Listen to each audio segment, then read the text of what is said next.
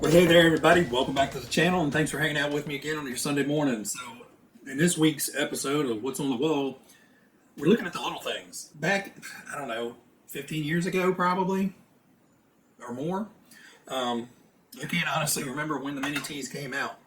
But when the mini-T came out, it kind of took the whole RC world by storm.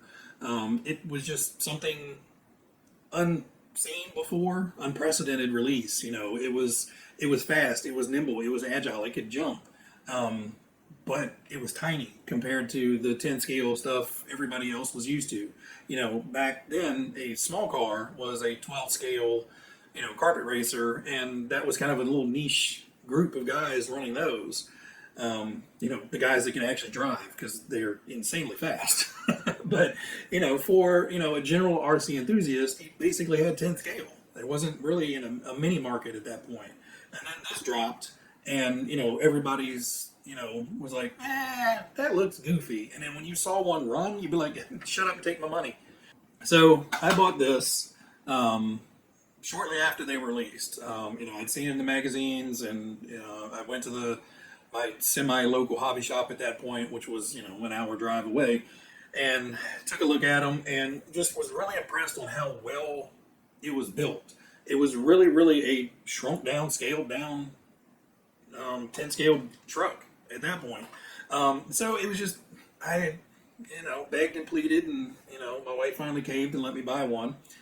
And then I bought another one, and that was my daughter's car. She played with it for a while, but it kind of turned into my second car. And then I bought the mini-lst, which is a four-wheel drive monster truck, twin motor truck. We'll get into that in a second.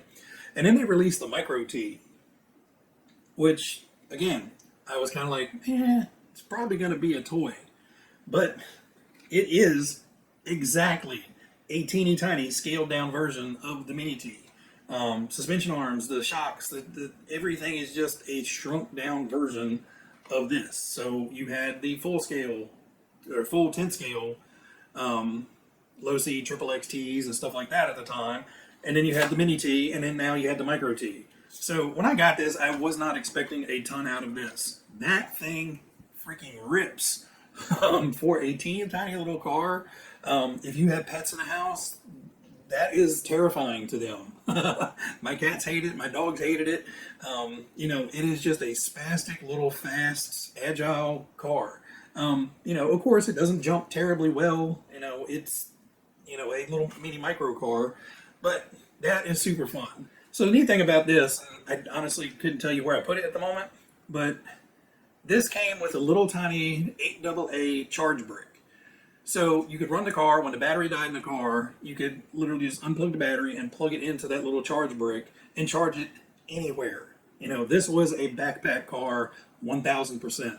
You didn't need wall power, you didn't need car power.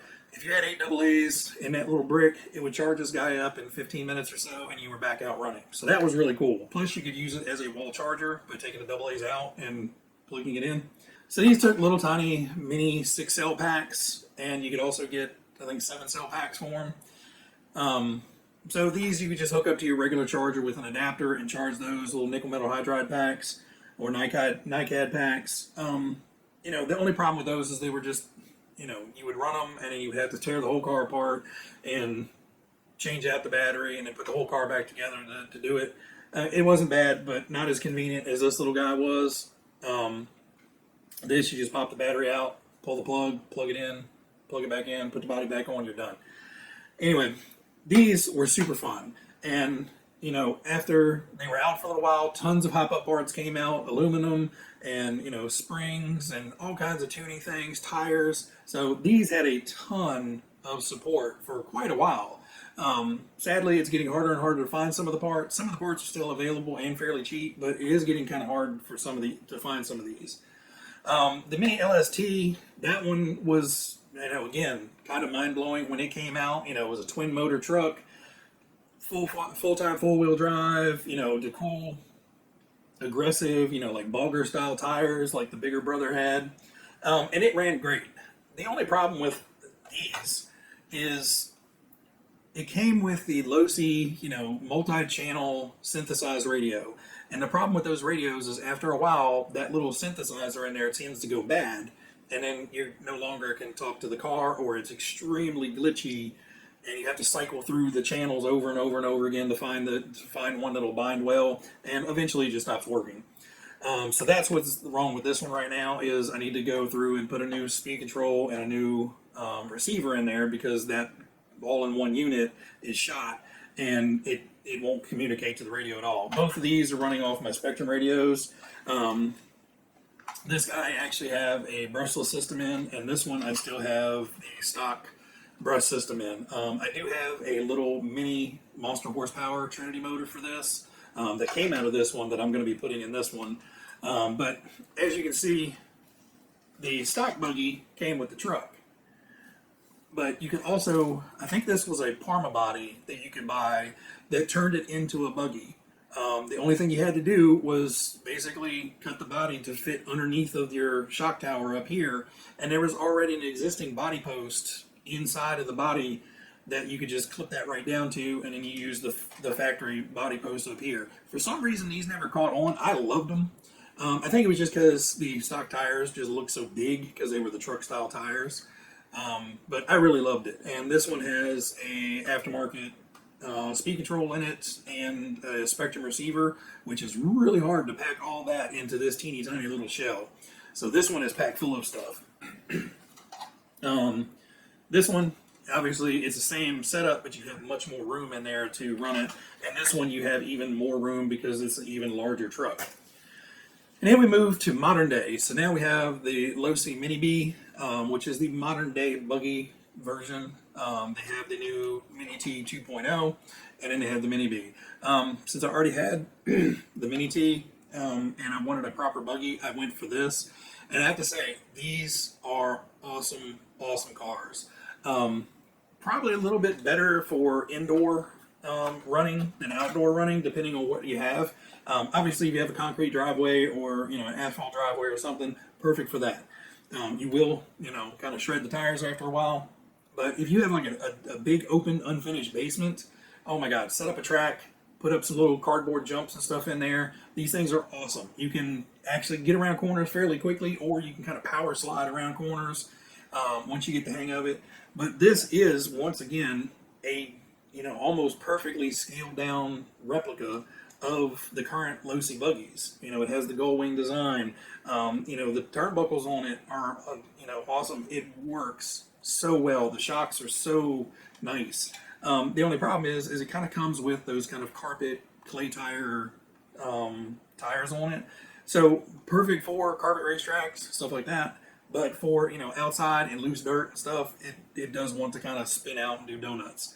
So I am going to try to source some better pinspike tires for the rear, something like these, to put on and hopefully get better traction out on the track. And then I'll actually take this and potentially this one out, run it around the track, and just show you how well they actually do out on an outdoor track. This one I still need to work on. I need to get the electronics gutted and something worked out on this. I actually was getting ready to sell this. Actually I put this up on eBay, I believe, at some point, and nobody was interested in it. So I just eventually said, screw it, I'm going to take it off and keep it. And I'm kind of glad I did, because this one actually has a full aluminum chassis set. It's got all the aluminum arms on it. So there actually is quite a lot of work into this. This one actually has the aluminum rear arms, aluminum bulkhead, and you can see on the front of that one, this one has seen a lot of track time. This one, like I said, was my daughter's car. It's a little scuffed up, but for the most part, this one just has the front bulkhead and the shock towers on it and the aluminum shock bodies. This one carries the aluminum shock bodies on it as well. This one still has plastic shocks. This one still has the factory shocks, but I wouldn't do anything with this one. This one is just flat out awesome as is. And this little guy is he's just for fun. So when I got into the Mini-Bs and the Mini-Ts and all that stuff back in the day, I also picked up spare bodies. So, we have a little tiny replacement Mini-B body that I've run around with. And then one or two of the Mini-T bodies. So some of these were like factory paint jobs. I don't know why I have two blue ones. But, it was just let me try to paint. So the reason I have so many bodies is because there was Stormer Hobbies at the time had bought a ton of stuff for these cars, and over time they just didn't sell. People had kind of gotten away from the minis and moved on, so they had a ton of stock left over of these.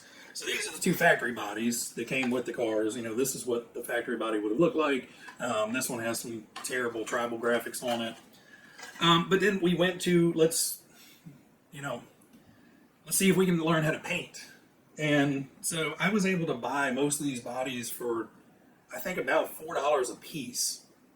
So, we just went crazy. So again, some terrible graphics and tribal graphics and everything.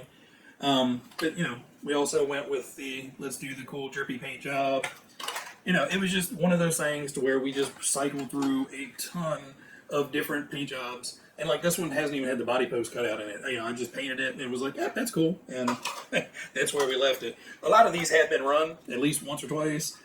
But, it was just fun being able to experiment. This was all just cutting out little graphics with masking tape and sticking them on there. This is when I realized, you got to paint certain colors before certain other colors because the paint came down and bled in and ate into the other color. And then this one was probably the coolest one, and this is kind of the showpiece body. And I'll take a up-close picture of this. But at one point, Parma had a paint-on glue that you could use with pictures and graphics. And you basically painted it onto the graphic and stuck it on there and let it dry. It was kind of like Mod Podge in a way, how you could get crafters paint on little pieces of paper and stick them on the stuff. So you would kind of stick it up underneath. And then what you would do is you would come back and just brush paint a little bit more of that on there and let it cure for a few days. And it would just clear, it would dry crystal clear. And then you just came back and painted around it.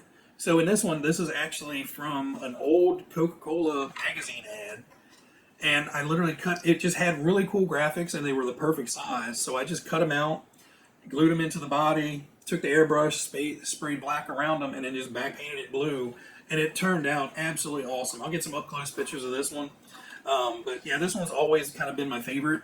And again, this one's never even had the body post drilled out of it just because I didn't want to scratch it up. But anyway, guys, this is what's on the wall for the mini collection. Now I have some other small RCs, some of the Radio Shack ones, but we'll cover those in another one. I know this went a little bit long, a little bit rambly with all the different things, but with there's 5 or 6 cars in front of you, I got a tendency to talk. Anyway, guys, everybody out there, be happy, be healthy, be safe, and I will catch you on the next one. See you.